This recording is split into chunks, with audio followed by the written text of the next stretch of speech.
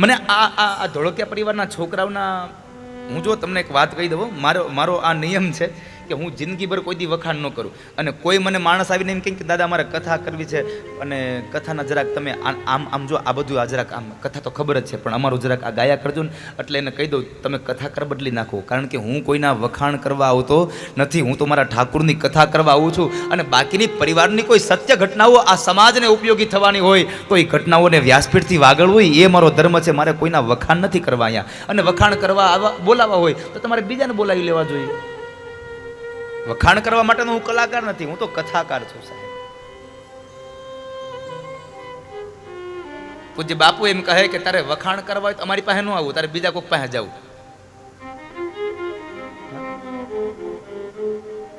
અમે થોડો તમારો ઠેકો લીધો છે વખાણ કરવાનો. અમારે તો બસ તમારા જીવનમાંથી કોઈ 5 માણસને સારી પ્રેરણા મળતે એવો તમારો જો કંઈક તમારા જીવનનો કોઈ પ્રસંગ હોય તો એ પ્રસંગને અમારે ગાવો જોઈએ. વર્ષો પહેલાની વાત કરી અને તમને રીઝવવા એના કરતા વર્તમાન સમયનો તમારી સામેનો દાખલો દઈએ એટલે અમારે બીજો એની હારે તમને પુરાવો દેવો નહીં.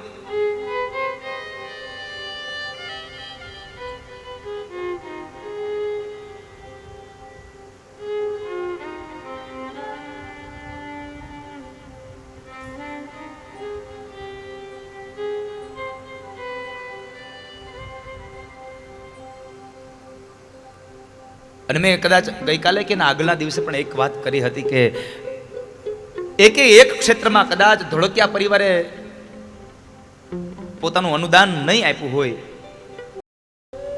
એવું નથી બન્યું. ચાહે એ કોઈ ધર્મની વાત હોય તો ભલે, સમાજ ક્ષેત્રની વાત હોય તો ભલે, પરિવાર ભાવનાની વાત હોય તો ભલે, સંસ્કારોની વાત હોય તો ભલે. સંસ્કારોની વાત આવી એટલે મને ગઈકાલનો એક પ્રસંગ ફરી પાછો યાદ આવ્યો કે મને ગૌરીબેન, મેનાબેન અને મોટી બેન, આ ત્રણેય મને જ્યારે, કારણ કે 2 બહેનો નીકળી જવું હતું ને એટલે મને કાલે રાત્રે ઉતારે મળવા આવ્યું 2 બહેનો. એટલે મેના બોલી સૌજીભાઈ આ શબ્દ કે દાદા જ્યારે અમારી સગાઈની વાતો ચાલતી ને ત્યારે થોડું આમ લોકો વિચારતા કે મોટા ઘરની દીકરીઓ હોય ને એ કંઈ કામ ન કરે, એને ઘરે તો ઘણા બધા કામવાળા હોય એટલે એ આળસુડિયું હોય, એ કામ ન કરતી હોય. પણ અમારા પરિવારે અમારી બધી બહેનોને એટલી બધી આમ સંસ્કાર અને એટલા બધા પેલા વાતમાં બધું બતાવ્યું ને કે જિંદગીમાં આળસ ન કરવી. અમે ઘરકામમાં કોઈ દી આળસ નથી કરીને એ પણ સમાજને એક દાખલો બતાવ્યો ને એ ધોળકિયા પરિવારે આપ્યું છે સાહેબ. કે અમારા બાપની ઘરે ભલે અઢળક સંપદા રહી છતાં પણ અમારે અમારી ફરજથી અમારું કામ કરવું જ જોઈએ. અમારા મા બાપે સંસ્કાર આપ્યા છે અમને. એટલે સંસ્કાર ક્ષેત્રમાં પણ આ ધોળકિયા પરિવારે ખૂબ આ સમાજને ઉદાહરણ પૂરા પાડ્યા છે.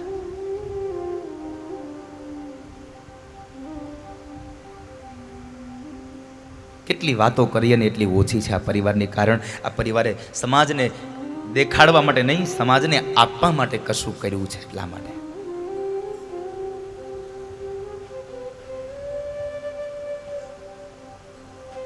એટલે આજ કથાનો અંતિમ દિવસ છે. મારે થોડી ઘણી વાત કરીને પછી આપ સૌને એક સારો મેસેજ આપવા માટે સૌજીભાઈની પણ બહુ ઈચ્છા છે. એટલે સૌજીભાઈને પણ હું કહીશ, એટલે હું 11મો સ્કંદ પૂરો કરી દઉં પછી થોડી વાર સૌજીભાઈ પણ તમને એક સંદેશો આપે અને પછી હું મારી વિદાયને વર્ણવીશ. કારણ કે વિદાય ગીત ગાયા પછી મારા ખ્યાલથી કદાચ અહીંયા બેસવું બહુ મુશ્કેલ હશે. એટલા માટે આજે આ કથાનો અંતિમ દિવસ છે. એટલા માટે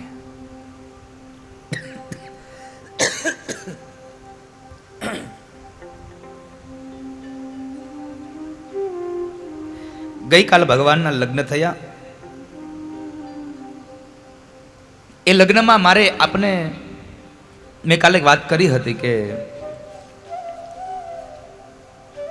રૂકમણીએ પત્ર લખ્યો ભગવાનને. એ શ્લોકોમાં 7 શ્લોકનો એ પ્રેમ પત્ર, અને એ પ્રેમ પત્રમાં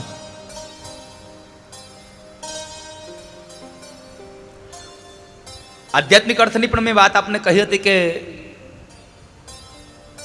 બુદ્ધિ ભગવાનને પત્ર લખે છે. બુદ્ધિ ભગવાનને પત્ર લખે છે. હે નાથ, તમે મારો સ્વીકાર કરો,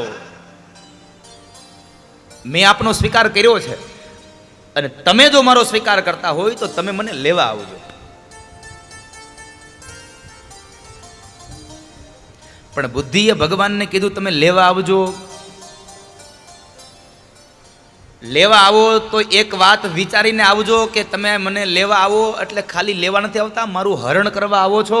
અને એક સ્ત્રીનું હરણ કરવા જવું એટલે એ કાંઈ મમરા ખાવાનો ખેલ નથી, આ તો ખાંડાના ખેલ છે. કારણ કે અહીંયા તો અનેક રાજાઓ હશે, અનેક યોદ્ધાઓ હશે, અને એ યોદ્ધાઓ એટલે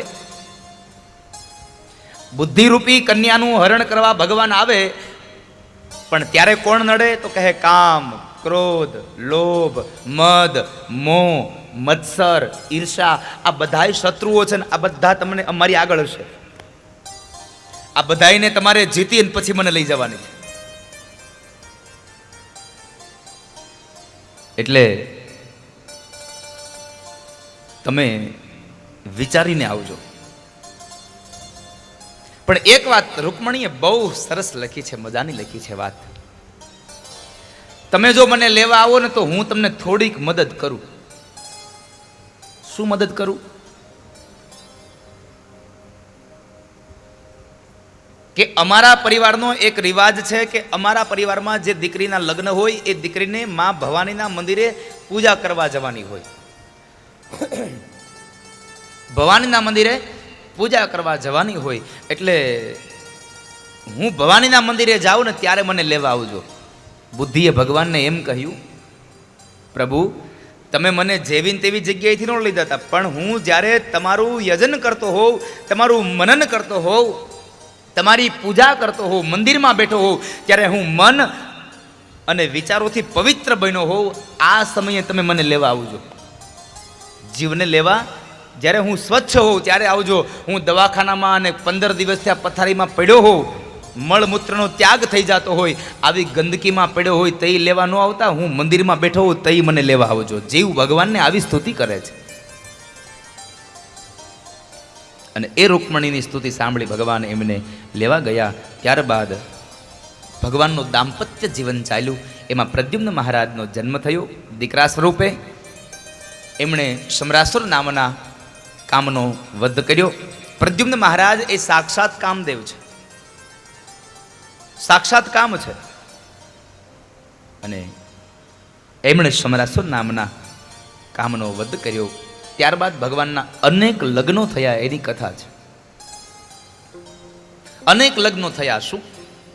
ભગવાનનું પહેલું લગ્ન રૂકમણી સાથે, બીજું લગ્ન જામવાનની દીકરી જામવતી સાથે, ત્રીજું લગ્ન સત્રાજીત યાદવની દીકરી સત્યભામા સાથે.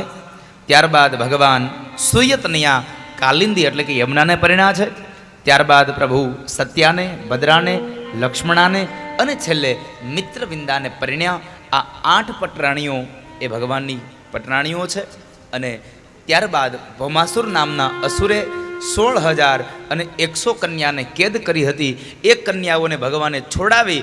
એટલે ભગવાનને પ્રાર્થના કરી, પ્રભુ અમારો કોણ સ્વીકાર કરશે? આપ અમને સ્વીકારો. અને ભગવાને 16,100 કન્યાઓનો હાથ ગ્રહણ કર્યો, પાણી ગ્રહણ કર્યું. એટલે ભગવાનના કુલ લગ્ન થયા 16,108. આમ ભગવાનના 16,108 લગ્ન થયા. એ કથા બતાવી. ધીમે ધીમે સમય વ્યતીત થયો એટલે પ્રદ્યુમ્ન મહારાજના જે દીકરા, ભગવાનના દીકરા પ્રદ્યુમ્ન મહારાજ, અને પ્રદ્યુમ્ન મહારાજે રૂકમીની દીકરીનું હરણ કર્યું, એને પરિણ્યા.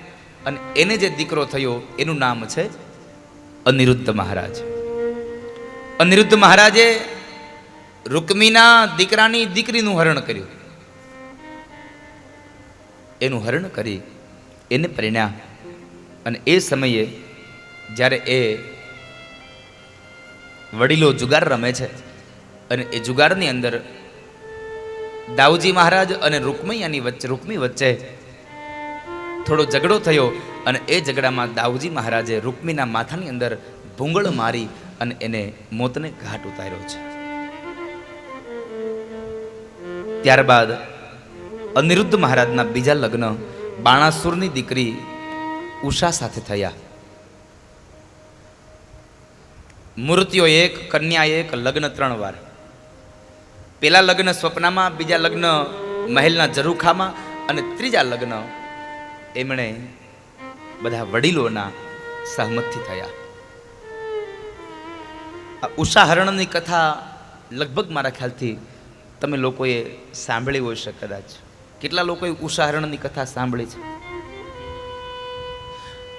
તમને ખબર હોય તો કેદી ઓલી ઓખાહરણની કથા છે, ઓખાહરણની કથા કેટલા લોકોએ સાંભળી છે?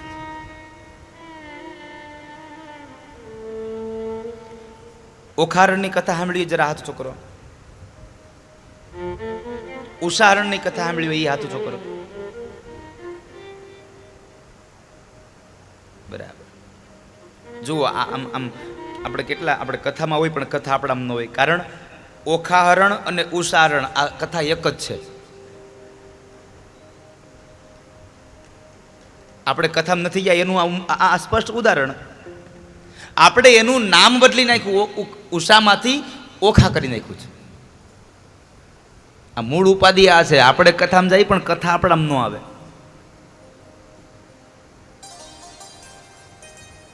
આપણે કથામાં ગયા હોય પણ કથા આપણામાં ન આવે. બાણાસુરની દીકરી સાથે લગ્ન થયા એની કથા બતાવી. ત્યારબાદ ભગવાનના બીજા પત્ની જાંબવતી હતા. એ જાંબવતીના દીકરા સાંબ થયા અને એમણે દુર્યોધનની દીકરી લક્ષ્મણાનું હરણ સ્વયંવરમાંથી કર્યું. દુર્યોધને એને કેદ કરીને રાખ્યો અને એ સમયે દાઉજી મહારાજે દુર્યોધનને સમજાવ્યો ન સમજ્યો, પણ ભગવાન દાઉજી મહારાજે પોતાનો પગ જ્યાં ધરતી પર હસ્તિનાપુર પર પછાડ્યો એટલે આખું હસ્તિનાપુર ધ્રુજી ગયું. અને એ ધ્રુજવાને લઈ અને દુર્યોધન સાંબને કેદમાંથી મુક્ત કરીને પોતાની દીકરી લક્ષ્મણાનું લગ્ન સાંબ સાથે કરે છે. ધીમે ધીમે સમય પસાર થવા લાગ્યો અને એક વખતના સમયે પાંડવોએ રાજસૂય યજ્ઞ કરવાની તૈયારી કરી અને એ રાજસૂય યજ્ઞમાં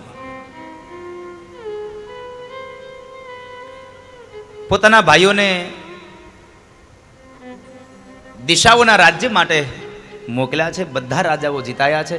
કુમકુમ પત્રિકા લઈ ભગવાનને દ્વારિકાના નાથને દેવા માટે દેવર્ષિ નારદ આવ્યા છે. અને એ સમયે ભગવાન પ્રદ્યુમ્ન મહારાજને દ્વારિકાના રક્ષા માટે થઈ ત્યાં મૂકી અને તેઓ ઇન્દ્રપ્રસ્થમાં આવ્યા. ઇન્દ્રપ્રસ્થમાં આવ્યા એટલે ધર્મરાજ યુધિષ્ઠિરે વાત કરી કે પ્રભુ અનેક રાજાઓ જીતાયા પણ હજી જરાસંઘ જીતાયો નથી. એટલે જરાસંઘને જીતવા માટે થઈ ભગવાન કૃષ્ણ, અર્જુન અને ભીમસેન બ્રાહ્મણના વેશમાં જાય છે. બ્રાહ્મણના વેશમાં જઈ અને તેઓ ભિક્ષાવૃત્તિ માગવાનો સમય આવ્યો એટલે જરાસંઘ કહે છે કહો હું શું આપું ભૂદેવો. અને ત્યારે બ્રાહ્મણના રૂપમાં રહેલા ત્રણેય વ્યક્તિઓ માગ્યું દ્વંદ્વ યુદ્ધ. જરાસંઘ કહે છે બ્રાહ્મણો કોઈ દી યુદ્ધ માગે નહીં અને આ બ્રાહ્મણો યુદ્ધ માગ્યું, આવું કેમ બન્યું? યુદ્ધ કેમ માગ્યું? એટલે જરાસંઘ ઓળખી ગયા. એટલે એમણે કહ્યું કે કૃષ્ણ તમે એમ ન માનશો કે હું તમને નહીં ઓળખી શકું, તમને ઓળખી ચૂક્યો છું, પણ તમે આજે બ્રાહ્મણના વેશમાં આવ્યા છો અને મારી પાસે કંઈક માગવા આવ્યા છો. એટલે મારો નિયમ છે કે માગવા આવેલા વ્યક્તિને ખાલી હાથ ન જવા દેવું. હું યુદ્ધ આપવા માટે તૈયાર છું, પણ કૃષ્ણ હું તમારી સાથે યુદ્ધ નહીં કરું, કારણ તમે તો કાયર છો, રણ મેદાનને છોડીને ભાગી જનારા છો. તમારી હારે યુદ્ધ નહીં કરું. અર્જુન હું તારી સાથે યુદ્ધ નહીં કરું, કારણ તું ઉંમરમાં મારાથી બહુ નાનો છો. એટલે જો તમારે દ્વંદ્વ યુદ્ધ જોઈતું હોય તો હું યુદ્ધ ભીમસેન તમારી હારે કરું. ભીમસેને સીધું ભગવાનની સામે જોયું. ભગવાનને કહે છે પ્રભુ આમાં હોળી નાળિયેર મને શેનો બનાવો છો? આમાં મને શું કામ બનાવો હોળી નાળિયેર? ભગવાન કહે છે ભીમ ચિંતા ન કરો, તમે યુદ્ધ કરો, નજર મારી સામે રાખજો, એટલે મારા કહેવા પ્રમાણે યુદ્ધ કરશો તો જીત તમારી થશે. અને એ સમયે ભગવાને જરાસંઘ અને ભીમસેન સાથે દ્વંદ્વ યુદ્ધ કરાવ્યું અને એ યુદ્ધની અંદર ભગવાનની કૃપા દ્રષ્ટિથી ભીમસેનના હાથે જરાસંઘનો વધ થયો. જરાસંઘનો દીકરો સહદેવ એને રાજગાદી સોંપી દીધી અને જરાસંઘનો સોનાનો મુગટ લઈ અને ભીમસેન ઇન્દ્રપ્રસ્થમાં આવે છે. હવે અહીંયા યુદ્ધની તૈયારી, અહીંયા યજ્ઞની તૈયારી થઈ અને એ યજ્ઞની તૈયારીમાં સભા ભરીને સૌ લોકો બેઠા છે. એમાં એક પ્રસ્તાવના આવીને ઊભી રહી કે આ યજ્ઞ તો થાય છે, પણ યજ્ઞમાં અગ્ર પૂજા કોની? પેલી પૂજા કોની? કોઈ કહે ઇન્દ્રની કરો, કોઈ કહે વરુણદેવની કરો, કોઈ કહે વાયુદેવની કરો, કોઈ કહે સૂર્યની કરો, કોઈ ચંદ્રની. અનેક અનેક દેવતાઓના નામ આવ્યા, પણ એમાં એક નવયુવાન ઊભો થયો અને એ નવયુવાન કહે છે કે આ યજ્ઞમાં અગ્ર પૂજાને લાયક કોઈ હોય તો માત્ર ને માત્ર દ્વારિકાવાળા ભગવાન કૃષ્ણ છે. આ પ્રસ્તાવ તો આખી સભાએ વધાવ્યો હો, બધાને ગમ્યો. પણ એક માણસ ઉભો થયો કે ઈ ચોરની અગ્ર પૂજા ન હોય, ઈ ગોવાળિયાની અગ્ર પૂજા ન હોય, કોઈકના ઘરના માખણ ચોરે એની અગ્ર પૂજા ન હોય, અરે કોઈકની સ્ત્રીના હરણ કરી જાય એની અગ્ર પૂજા ન હોય. આ કોણ હતો?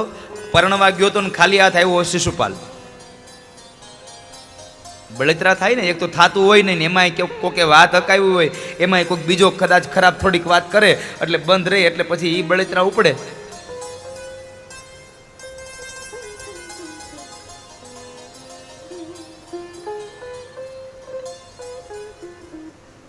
પણ એ સમયે ભગવાન કૃષ્ણને ખૂબ ગાળો દે છે. એટલે એ ગાળો દેવામાં ભગવાન કૃષ્ણને સાવધાન કર્યું, પણ ભગવાન કૃષ્ણના કહેવા પણ અંતે પણ એ સાવધાન ન થયો. 99 ગાળ થઈ.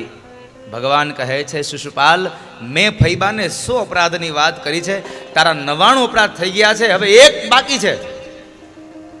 પણ કહેવાય છે ને, જેનો કાળ આવ્યો હોય ને એની બુદ્ધિ ભ્રષ્ટ થઈ જાય. વિનાશ કાળે વિપરીત બુદ્ધિ, વિનાશ કાળે વિપરીત બુદ્ધિ. એટલે વળી પાછો કહે છે કે ગોવાળિયા, કાયર તું શું કરી લેવાનો હતો? 100 ગાળ સંપન્ન થઈ અને 101 ગાળ જ્યાં બોલે, ભગવાને ભરી સભાની અંદર પોતાના કર કમળમાંથી સુદર્શન ચક્રને વેતું કર્યું અને ધડથી મસ્તક અલગ કરી નાખ્યું. સાહેબ, શિશુપાલનો વધ થયો સમાચાર સાંભળ્યા. શાલ્વએ તરત દ્વારિકા ઉપર ચડાઈ કરી. પ્રદ્યુમ્ન મહારાજ દ્વારિકાની અંદર એ શાલ્વની સાથે યુદ્ધ કરે છે. આ બાજુ ભગવાને રાજસુ યજ્ઞ સંપન્ન કરાવ્યો અને ત્યારબાદ નીકળ્યા છે. દ્વારિકાની અંદર આવે, ખબર પડી શાલ્વએ ચડાઈ કરી છે. પ્રદ્યુમ્ન મહારાજના હાથમાંથી યુદ્ધની દોરી પોતે ભગવાન હાથમાં લીધી અને ભગવાને શાલ્વના દિવ્ય વિમાનનો નાશ કર્યો, શાલ્વનો નાશ કર્યો. ત્યારબાદ વિદુરથ અને દંતવક્રને પણ ભગવાને માર્યા. એટલે એ સમયે શિશુપાલ અને દંતવક્ર મરાયા એટલે જય અને વિજયનો ત્રીજો જન્મ સમર્પિત થયો અને એને શ્રાપમાંથી મુક્ત થયા. ફરીવાર જય અને વિજય પુનઃ વૈકુંઠ લોકના અધિકારી બન્યા. એ કથા બતાવી સુખદેવજી મહારાજ રાજા પરીક્ષિતને. ત્યારબાદ રાજા પરીક્ષિતે પ્રશ્ન કર્યો છે, બાપજી, મેં એવું સાંભળ્યું હતું કે ભગવાન કૃષ્ણને કોઈ મિત્ર હતા.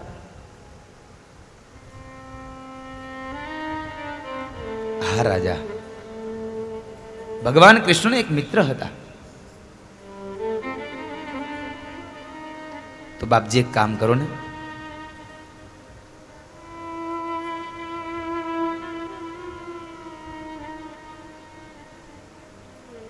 એ બે સખાની વાત મને કરો ને, બે મિત્રોની વાત મને કરો. મારે બે મિત્રોની વાતને સાંભળવી છે. શું એ મિત્રો હોય? અને એ સમયે સુખદેવજી મહારાજ રાજા પરીક્ષિતને બે મિત્રોની વાત કરવા માટે તૈયાર થયા. અને સુખદેવજી મહારાજ બોલ્યા અને ભગવાન વેદવ્યાસની કલમ ચાલી હતી.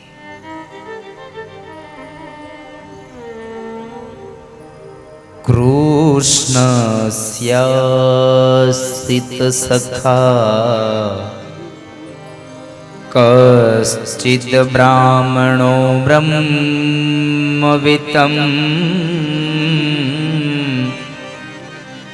વિરક્ત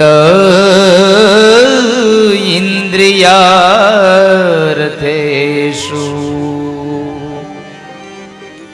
પ્રશાંતાત્મા જીતેન્દ્રિય.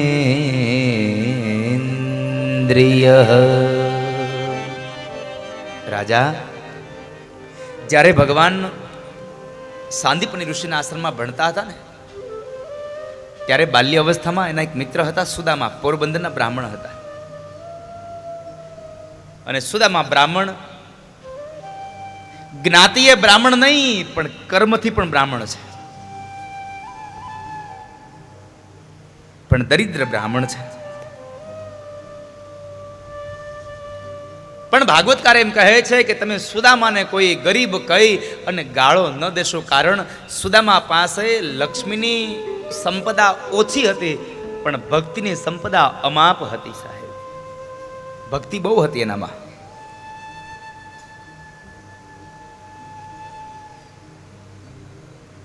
સુશીલા નામની સ્ત્રી છે, 2 બાળકો છે, અત્યંત ગરીબ પરિસ્થિતિ છે. રહેવા માટે નથી મકાન, જમવા માટે નથી જુવાર, અને પહેરવા માટે નથી કપડા વસ્ત્રો.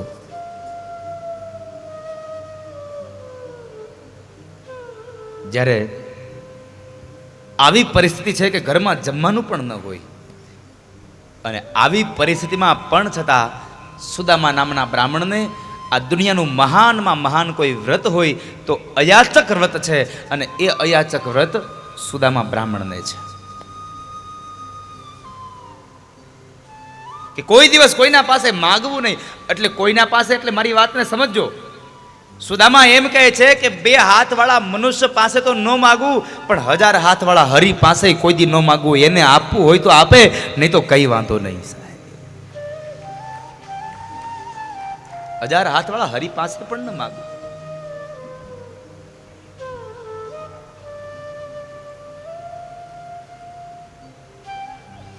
એક વખતના સમયે પ્રસંગ બન્યો. સુદામાના 2 બાળકો એની પત્નીને, એની માને કહે છે, માં, જમવાનું આપો ને, ભૂખ લાગી છે. અને એ સમયે સુશીલા આકાશ તરફ નજર કરીને કહે છે કે હે ભગવાન, તમારે મને માં બનાવી હતી ને તો મારા બાળકોને જમાડી શકું એટલું ભોજન મારા ઘરમાં આપવું હતું, અને જો તમારે મારા ઘરમાં અનાજ આપવું જ નહોતું તો તમારે મને માં નહોતી બનાવી, કારણ મારા દીકરાઓનું દુઃખ મારાથી નથી જોવાતું.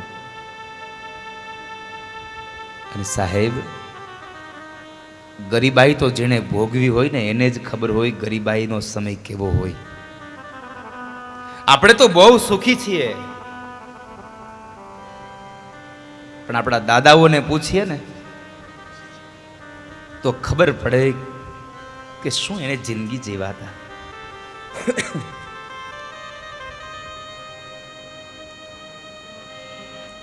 ઘરમાં જમવા માટે પણ અનાજ ન હોય, આવી પરિસ્થિતિ હોય.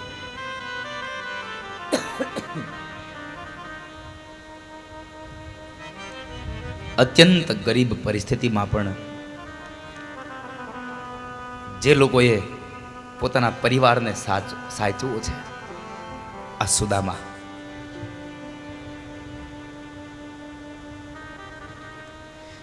મને બે દી પહેલા ફૂલીબા કહેતા હતા, અહીંયા તમે કહેતા હતા ને કે નહીં બોલે, પણ એ મને એની અંતરની વાત કરતા હતા કે દાદા, હું અહીંયા સાસરે તો મને બહુ સુખ, પણ મારા બાપુજીના ઘરે મને ખૂબ દુઃખ હતું, પણ અહીંયા મને ખૂબ સુખ મળ્યું. એટલે એને જે પરિસ્થિતિઓને જે એને અનુભવી છે ને, એ પરિસ્થિતિઓને એને એમ વ્યક્ત કરી.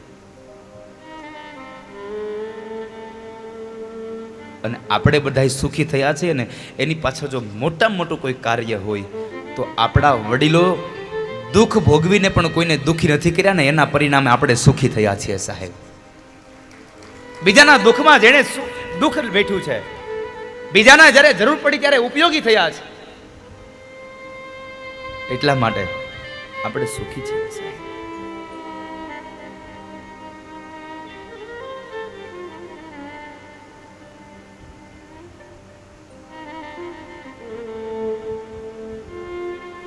સુદામાના પત્ની ભગવાનને પ્રાર્થના કરે, પ્રભુ તમારે મને એટલું તો અનાજ આપવું તું કે મારા છોકરાને જમાડી શકું. અને કહેવત છે ને સાહેબ, નો હોય ને તો દાંતડી કકરાવાના ન હોય સાહેબ.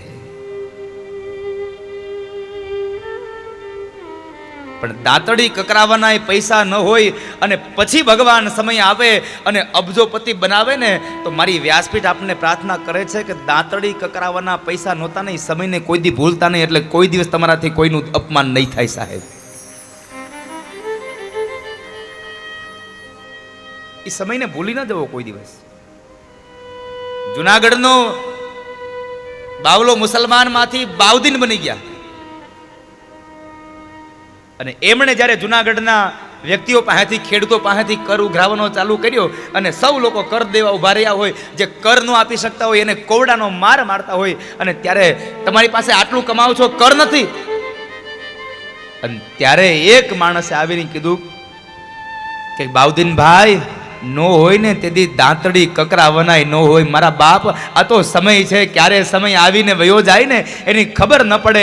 જ્યારે દાંતડી કકરાવનાય ન હોય શબ્દો યાદ કરાવ્યા ને, ત્યારથી બાઉદીને કહી દીધું કે આજ પછી જુનાગઢના કોઈનો કર નહીં લેવાય સાહેબ.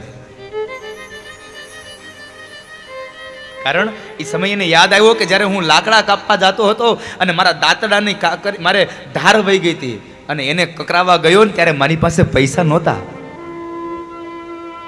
નો હોય તેથી દાંતડી કકરાવાના ન હોય.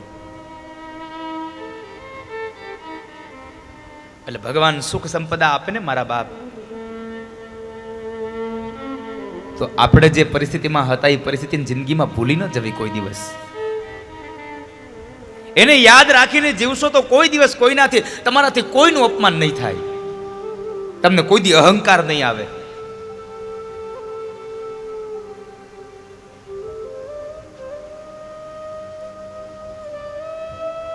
કારણ કે તો પરિસ્થિતિ છે સાહેબ. અને સમય હોય, સમય આજ આપણો સમય હોય તો કાલ બીજા કોઈકનો સમય હોય. એટલે કહે છે, સમય સમય બલવાન હૈ, નહીં પુરુષ બલવાન, કાબે અર્જુન લૂંટ્યો વહી ધનુષ વહી બાણ. સમય હોય,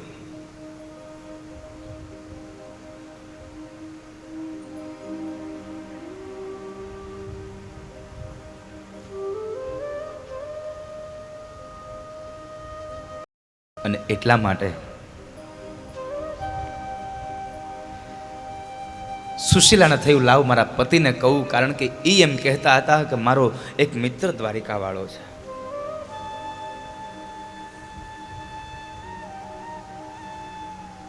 દ્વારિકા વાળો મારો મિત્ર છે, આવું મને કહેતા હતા.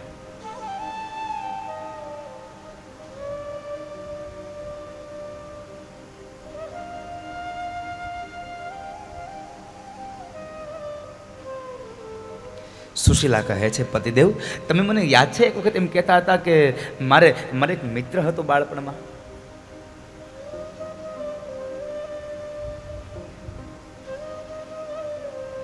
હા સુશીલા, મારે એક મિત્ર હતો, દ્વારિકાવાળા મારા મિત્ર છે. તો જાઓ ને તમે દ્વારિકાવાળા પાસે, તમારા મિત્રને મળી આવો ને.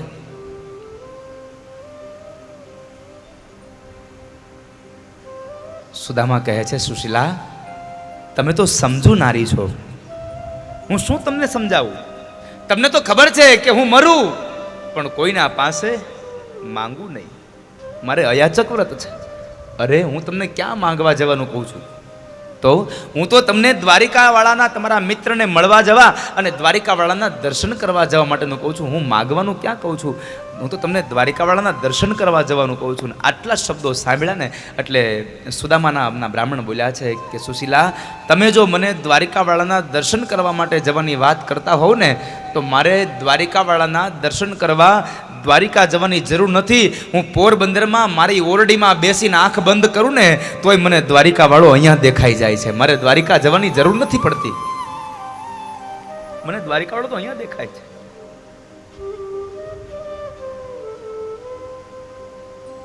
પણ સુદામા નામના બ્રાહ્મણને થયું કે મારી પત્નીએ લગ્ન થયાને આટલા વર્ષો થયા, કોઈ દિવસ કશું માગ્યું જ નથી. આજ પહેલી વાર કંઈક માગ્યું. અને એમાં શું માગ્યું? દ્વારિકાવાળાના દર્શન, મારા મિત્રને મળવાની વાત કરી. પણ સુશીલા, હું જાઉં તો ખરો, પણ કદાચ કનૈયાના લગ્ન થઈ ગયા હોય અને એના બાળકો મારી પાસે આવે તો હું એને શું આપું? કારણ કોઈના ઘરે જવું હોય ને તો ખાલી હાથે ન જવાય. એના ઘરે કંઈકનું કંઈક લઈ જવું પડે. ખાલી હાથ ન જવું જોઈએ. શું લઈ જાવ? ઘરમાં તો કંઈ છે નહીં. પોતાના બાળકોને ભૂખ્યા ટળવળતા હતા ને એના માટે સુશીલા નારી માગવા ન ગયા, પણ કનૈયાને દેવાની વાત થઈ ને એટલે પડોશમાં માગવા માટે ગયા છે. પડોશમાં જઈ અને એક ખોબો પૌવા લઈ આવ્યા છે. બેન, અમે લઈ આવશું ને એટલે તમને દઈ જાશું. આ શબ્દોથી એને ઉછીના લઈ આવ્યા છે. માગ્યા નથી, એને ઉછીના લીધા છે. કારણ સુશીલાને ભરોસો હતો મારા પતિ આ પૌવા લઈ અને દ્વારિકા જશે ને એટલે દ્વારિકા વાળો મારા પતિને ખાલી હાથે નહીં આવવા દે. એટલે જે કાંઈ લાવશે ને એમાંથી કંઈક ના કંઈક પૌવા લઈ આવી અને હું ફરી પાછા આ પડોશીને ત્યાં આપી આવીશ. એટલે એણે ઉછીના લીધા છે, એને માગ્યા નથી.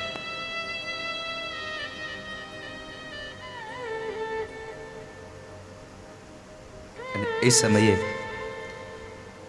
પૌવા લઈને આવ્યા તો પૌવાને બાંધવા માટે પણ ઘરમાં લુગડું નથી સાહેબ, કપડું નથી. સુશીલાએ એના અંગ ઉપરની સાડીમાંથી એક ટુકડો ફાડી એની અંદર પૌવા ભરી ગાંઠ મારી અને સુદામાના હાથમાં આપીને કહે છે કે લ્યો પતિદેવ, દ્વારિકાવાળાને આ પૌવા આપજો. સુશીલા, આ પૌવા એને અપાય? પતિદેવ, તમને શરમ આવે ને તો આ પૌવાની પોટલી આપી અને એને એટલું કહેજો તારી ભાભીએ તારા માટે મોકલાવ્યું છે. તારી ભાભીએ તારા માટે મોકલાવ્યું છે. ભલે સુશીલા. સુદામા નામના બ્રાહ્મણ પૌવાની પોટલી લઈ, પગમાં પગરખા નથી, શરીરમાં લોહી નથી, હાડકું અને ચામડું બસ. કારણ કે કેટલા દિવસના ઉપવાસ થઈ ગયા છે. હાથમાં લાકડી છે, ખંભે નાનું એવું ફાળિયાનો ટુકડો છે અને નાની એવી એક પોતડી વાળી છે. વિચાર કરો, આવી પરિસ્થિતિ છતાં પણ માણસ અયાચક વ્રત લઈને બેઠો છે. જો મને કહેવાના શબ્દો મળતા હોય ને તો હું એટલું જ કહી શકું, આ દુનિયામાં જો અમીરમાં અમીર માણસ હોય ને તો સુદામો છે સાહેબ, કે જેને કોઈની પાસે માગ્યું નહીં કોઈ દિવસ. કઈ નથી છતાં પણ જિંદગી જીવે એ સાહેબ આ દુનિયાનો અમીર છે. અને ભગવાને આપણને બધું આપી શક્યા હોય છતાં આપણે જિંદગી નો જીવી શકતા હોય તો શું કામની સંપદા?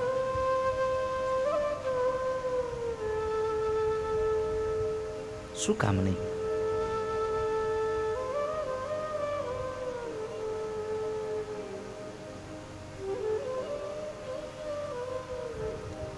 સુદામદેવ બ્રાહ્મણ ચાલતા થયા છે, પોરબંદરથી નીકળ્યા છે, ઉઘાડા પગે ચાલ્યા જાય છે. પગમાં કાંટા ને કાંકરાઓ વાગ્યા અને એમને લઈ પગમાંથી થોડું ઘણું લોહીના બિંદ નીકળ્યા છે. ચાલતા ચાલતા પોરબંદરની બહાર ગયા. હજી તો ત્યાં સુદામા થાકી ગયા છે, કારણ શરીરમાં શક્તિ તો હતી જ નહીં. પણ મોઢામાં એક જ નામ હો, હરે રામ હરે કૃષ્ણ, હરે રામ હરે કૃષ્ણ. ચાલતા ચાલતા જાય છે અને એ સમયે પોરબંદરની બહાર થોડાક નીકળ્યા અને થાકી ગયા એટલે એક વૃક્ષના છાયા નીચે સુદામદેવ બેસી ગયા કે લાવ થોડોક હું વિશ્રામ કરી લઉં, આરામ કરી લઉં. પણ આરામ કરતા કરતા એને વિચાર આવ્યો કે હું દ્વારિકા પહોંચીશ કે નહીં પહોંચું. હું દ્વારિકા જઈશ, પહોંચીશ કે નહીં? એ વિચારમાં ને વિચારમાં સુદામા બ્રાહ્મણને નિંદ્રા આવી ગઈ.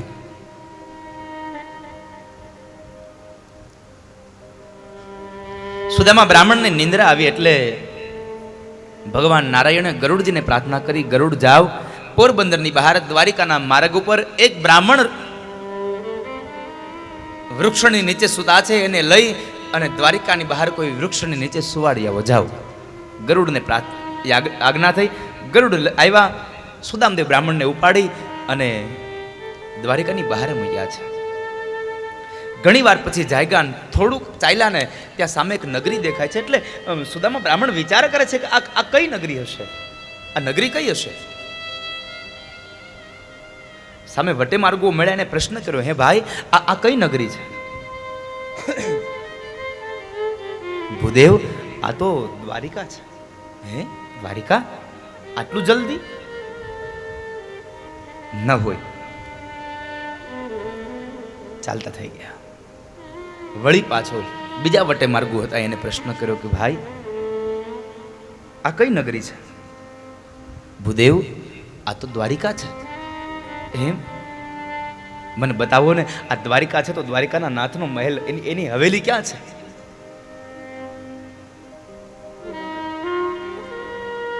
એની હવેલી ક્યાં છે?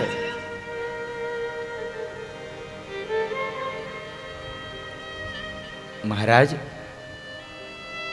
સામે જુઓ, પેલી શિખર ઉપર જે 52 ગજની ધોળી ધજા ફરકે ને, એ દ્વારિકાના નાથનો મહેલ છે. 52 ગજની ધોળી ધજા ફરકે છે. અને જ્યાં ધજા ફરકે આમ આમ આમ નજર હામી ધજા સામે નજર કરીને તો સુદામાનો બધો થાક ઉતરી ગયો. સાહેબ, ધોળી ધજા ફર ફરે જોતાર દઈઠ.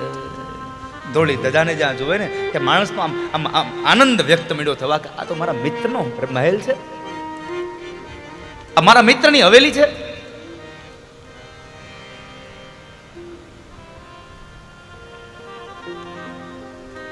એક વાત યાદ રાખજો, મહેલ મોટો હોય પણ ઈ મહેલની અંદર જો માણસો ન હોય ને તો એ મહેલ નહીં સાહેબ, એ મહાણ કહેવાય. જે મહેલમાં માણસો નથી એ મહાણ છે સાહેબ.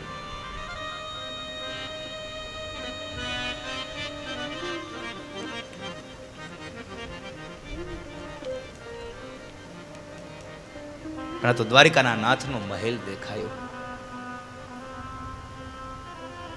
સુદામદેવ બ્રાહ્મણ ચાલતા ચાલતા પૂછતા પૂછતા આવ્યા છે અને ત્યાં આવ્યા અને એ સમયે દ્વારપાળો ત્યાં ઊભા છે. એમને પ્રશ્ન કર્યો, હે ભાઈ, આ દ્વારિકાના નાથનો મહેલ આ છે? હા ભૂદેવ, આ જ મહેલ છે. મહારાજ છે અંદર? છે ને, મારે એને મળવું છે. ભૂદેવ, અત્યારે મળવાનો સમય પૂરો થઈ ગયો, હવે મળવાનો સમય સંપન્ન થઈ ગયો.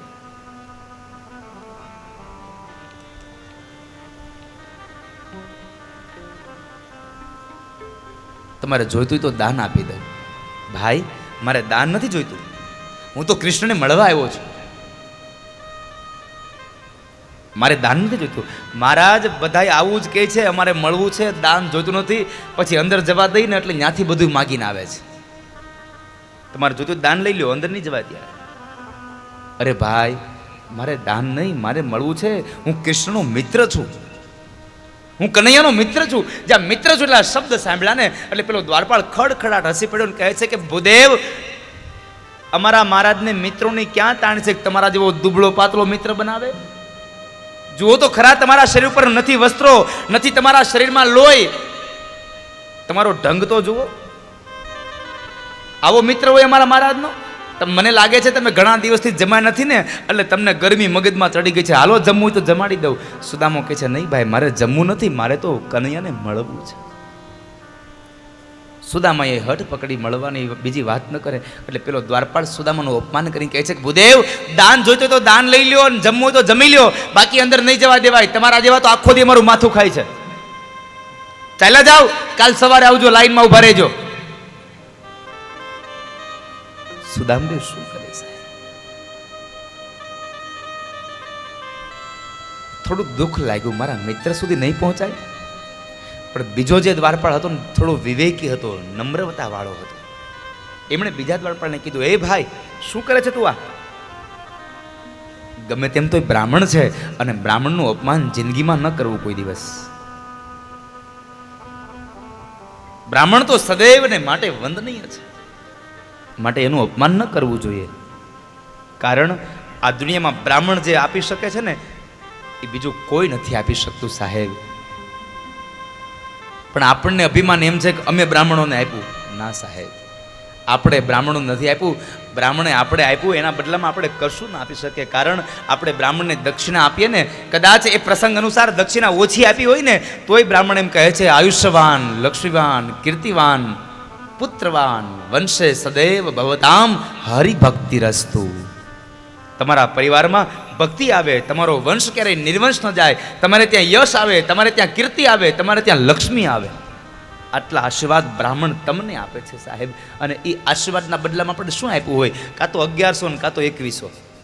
હા, 50,000ના ફટાકડા ફોડી નાખ્યા હોય. દીકરા કે દીકરીના લગ્ન કરીએ ને ત્યારે 50-25,000ના ફટાકડા ફોડી નાખ્યા હોય, લાખ રૂપિયાના બેન્ડવાળાના બાંધ્યા હોય. પણ જ્યારે બ્રાહ્મણને દાન દેવાનું આવે ને ત્યારે 2100 ને 2500 થઈ જાય સાહેબ. મારે આપ સૌને પ્રાર્થના છે કે ત્યારે કોઈ દિવસ સાહેબ લોભ ન કરતા. કારણ બ્રાહ્મણને જે તમે આપો છો ને એ તમારું લેખે જાય છે. કારણ તમે આપો ત્યારે એ સ્વસ્તિ કહે છે અને તમારા ઉપર ચોખા ઉડાડી અને તમને આશીર્વાદ આપીને જાય છે. માટે બ્રાહ્મણને આપેલું તમારું કોઈ દિવસ વ્યર્થ નહીં જાય.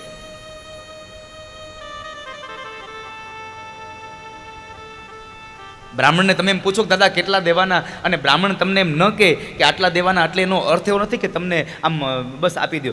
ક્યારેક ક્યારેક તો આમ મને પણ એમ થાય કે મજાક કરતા હશે લોકો.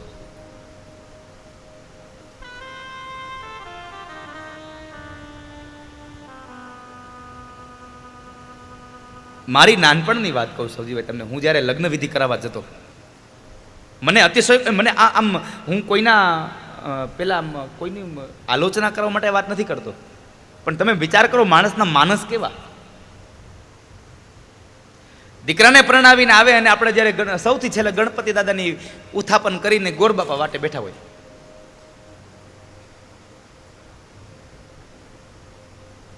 છેલ્લે ગોરદાદા વાટે બેઠા હોય.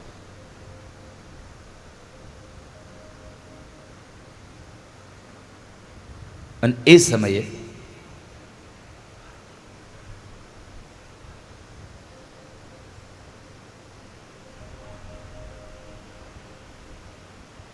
ગોરબાપાને દક્ષિણા દેવાનો વારો આવે.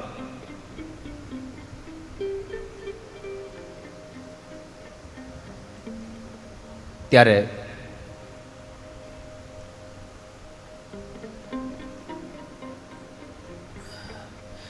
દાદા લગ્ન નો કરાયો, ખાલી કરી નાખ્યા. આવું આપણને બતાવે માણસ. ખાલી કરી નાખ્યા. પછી 500 કે 700 રૂપિયા આપીને એમ પૂછે, હો દાદા રાજી ને? 500-700 રૂપિયા આપીને પાછું એમ પૂછે, દાદા રાજી ને? એટલે પેલાના વડીલો સાહેબ તમે ગમે તેટલું આપતા ને તો અમારા પૂર્વજો, અમારા દાદાઓ બધાય કોઈ દિવસ કઈ નથી ભાઈ, તમે જે આપ્યું એ હસતા મુખે લઈને નીકળી ગયા હતા.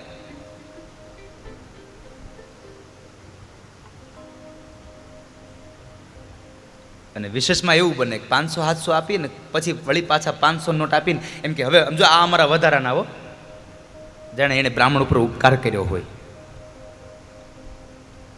પણ હું અત્યારના બ્રાહ્મણોને તમામને કહું છું સાહેબ, જો કે અત્યારે યજમાનો ખૂબ મોટા દિલવાળા બની ગયા છે, હવે તો કહેવાની જરૂર પણ નથી પડતી. પણ કદાચ એવું લાગે તો હું તો બ્રાહ્મણોને કહું છું કે તમે તમારો જે વેદ વાંચીને એને આશીર્વાદ આપો છો ને એના બદલામાં યોગ્ય દક્ષિણા લેતા થાજો, નકર સામેથી ક્યારેય તમને કોઈ વસ્તુ મળશે નહીં કોઈ દિવસ.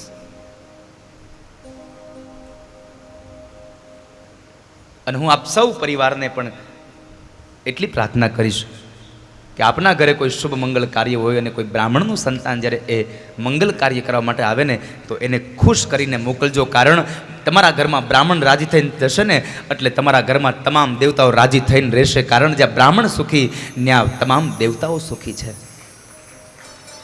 કારણ કે સ્વયં ભગવાન કૃષ્ણ કહે છે કે વર્ણમાં હું બ્રાહ્મણ છું.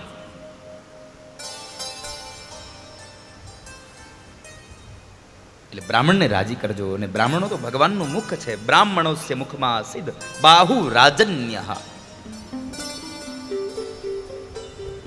એટલે બીજો દ્વારપાળ દ્વારપાળને કહે છે કે એ ભાઈ શું કરે છે તું? આ અપમાન ન કરી શકજે. દ્વારપાળ આવીને કહે છે ભૂદેવ ક્ષમા કરજો, આ ભાઈ તમને જરા વધારે બોલી ગયો. એક કામ કરો, તમે ક્યાંથી આવો છો ને તમારું શું નામ છે એ મને કહો ને તો હું જઈને મારા મહારાજને કહું. જો એમ કહેશે કે એને અંદર આવવા દો તો હું તમને અંદર જવા દઈશ, નકર અંદર નહીં જવા દઉં. ભલે ભાઈ કાંઈ વાંધો નહીં, એક કામ કરો ને તમે અંદર જઈને તમારા મહારાજ દ્વારિકાના નાથને જઈને એટલું કહો કે હું પોરબંદરથી આવું છું, કનૈયાનો મિત્ર છું અને મારું નામ સુદામો છે. મારું નામ સુદામો છે. ભલે બાબા આપ અહીં ઉભા રહ્યો, હમણાં આવ્યો. દ્વારપાળ અંદર ગયો. એ સમય એ દિવસે બરાબર મધ્યાંતરનો સમય હતો. મધ્યાંતરના દિવસે 12 વાગ્યા હતા. એટલે ભગવાન જમી કારવી ભોજન લઈ અને પોતે ઝૂલા ઉપર બેઠા છે અને અષ્ટપટરાણીઓ ભગવાનને ચમર ઢોળે છે અને માં રૂકમણી પાનનું બીડલું લઈ અને ભગવાનને આપે છે. અને એ સમયે દ્વારપાળે આવીને ભગવાનનો જયઘોષ કરીને કહે છે પ્રભુ એક સમાચાર લઈને આવ્યો છું, કહો ને. દ્વાર ઉપર એક ભૂદેવ આવ્યા છે. ભૂદેવ આવ્યા છે, એને દાન આપી દો, જે જોઈએ દાન આપો એને. અરે મહારાજ દાન લેવાની ના પાડે છે. તો ખબર નહીં દાન લેવાની કેમ ના પાડે છે. નહીં તો એની પાસે સંપદા તો નહીં હોય, કારણ કે દરિદ્ર હોય, ગરીબ હોય એવું દેખાય છે.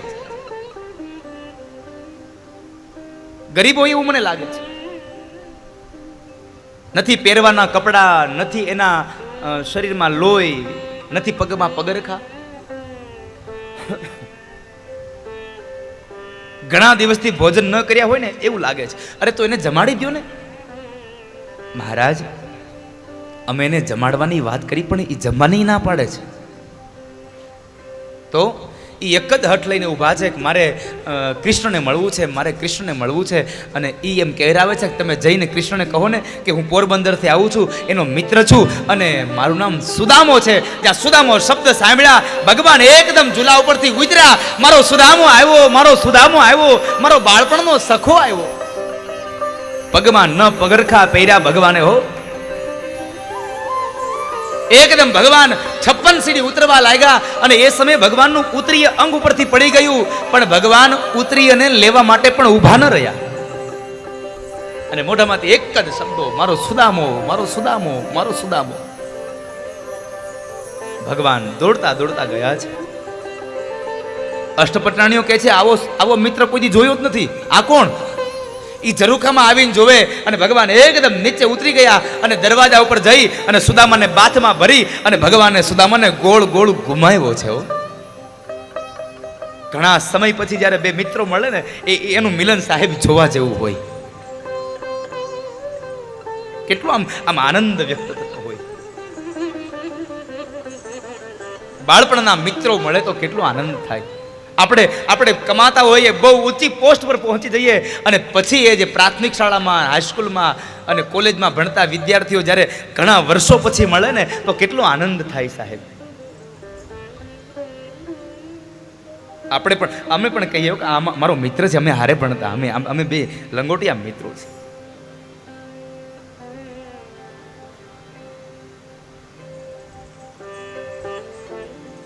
મારા મિત્રો પણ સાહેબ ઘણી વખત સૌજીભાઈ કથાઓમાં આવે હો. ઘણી વખત આવે કથાઓમાં. સાથે બેસનારા બધા, સાથે રમનારા, સાથે ફરનારા.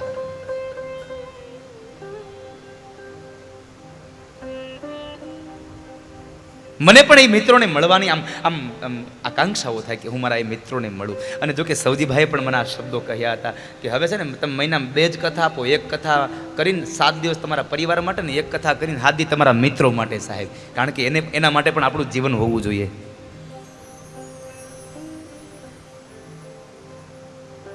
અને મને આવા પ્રસ્તાવ મને ગમે સાહેબ, કારણ કે મને પણ કોઈ કંઈક આમ હું પણ મારા જીવનમાં કંઈક ઘટતું હોય, મને ન ખબર હોય તો એ મળે તો હું સ્વીકાર કરું. એવું જરૂર નથી કે હું કથા વાંચું એટલે કોઈક મને કંઈ મારે ન સ્વીકારવું. અરે સાહેબ, હું કથા વાંચું છું તો મારે પણ કોઈકની પાસેથી લઈ અને કોઈક બીજાને આપવું હોય તો મારે કોઈક પાસેથી લેવું જોઈએ સાહેબ. મારે તમને આપવું છે તો મારે લેવાની પણ તાકાત હોવી જોઈએ.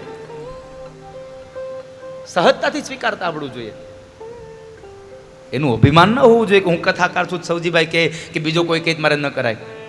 નાનામાં નાનો માણસ પણ મને કોઈક સાચી વાત કહે ને તો એ મારા જીવનમાં આવે છે ને હું એ જીવનમાં લાવી અને સમાજને પણ કહું છું સાહેબ. અને એક વાત તો ચોક્કસપણે હું આપને મારા પોતાના વખાણ કરવા માટે નહીં, પણ હું તમને જે વાત કરી રહ્યો છું ને એ મારા જીવનમાં હું સાહેબ બધું કરી રહ્યો છું ને એટલે હું તમને કહી રહ્યો છું. અને જે નથી કહેતો ને મારા જીવનમાં નથી થતું એટલા માટે નથી કહેતો હું. ભગવાન બુદ્ધની પાસે એક છોકરાની માં એના છોકરાને લઈને ગયા અને ભગવાન બુદ્ધને કીધું, મહારાજ અમારા છોકરાને સમજાવો ને.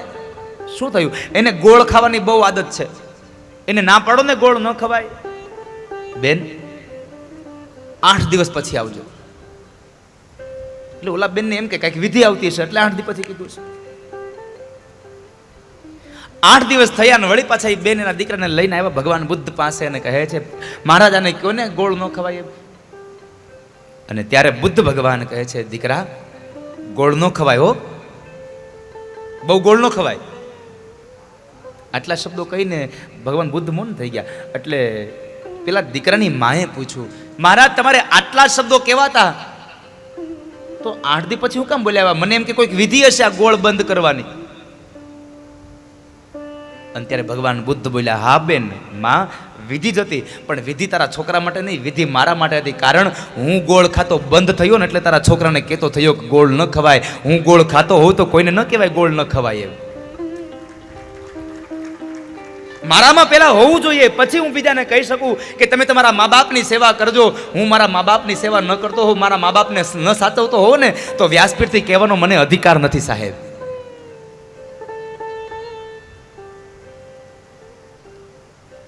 પહેલી વખત સૌજીભાઈ જ્યારે હું 2014ના ડિસેમ્બરમાં 15 તારીખે સુરત રહેવા આવ્યો ત્યારે અમે ઘરેથી નીકળતા હતા. એટલે આગળ નક્કી થયું કે હવે સુરત જઈએ રહેવા માટે. ત્યારે મારા પિતાશ્રી મને એવું કીધું કે એક કામ કરો બેટા, તમે પહેલાં જાઓ, અમે બે અહીંયા રહીએ છીએ અને તમે જાઓ પછી તમારું બધું વ્યવસ્થિત થઈ જાય ને પછી બધા અમે ત્યાં આવશું. એટલે મેં એને એક જ વાત કરી કે હું કેરિયા રહું તોય ભલે, સુરત રહું તોય ભલે અને દુનિયાના ગમે તે ખૂણે રહું સાહેબ, હું રહીશ તો તમારા ભેગો જ રહીશ. તમે જ્યાં હશો ત્યાં રહીશ. તમે એમ કહેશો કે અમારે નથી આવવું તો સુરત જવાનું કેન્સલ થશે, બાકી એકલો નહીં જાઓ ને નહીં જાઓ. કારણ મારે વ્યાસપીઠથી કહેવું છે કે મા બાપને તમારી ભેગા રાખજો. તમે મારી ભેગા નહીં રહેતા હો તો હું નહીં કહી શકું તમે તમારા મા બાપને ભેગા રાખજો એમ. મારામાં ન હોય તો ન કહી શકું કોઈને.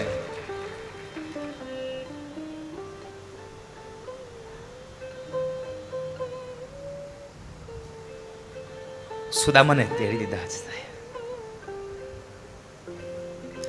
સુદામાને આલિંગન આપીને ભગવાન કૃષ્ણએ ગોળ ગોળ ઘુમાવ્યા છે. કારણ સાંદીપની ઋષિના આશ્રમમાંથી જુદા પડ્યા ને પછી પહેલી વાર મળ્યા છે એટલા માટે.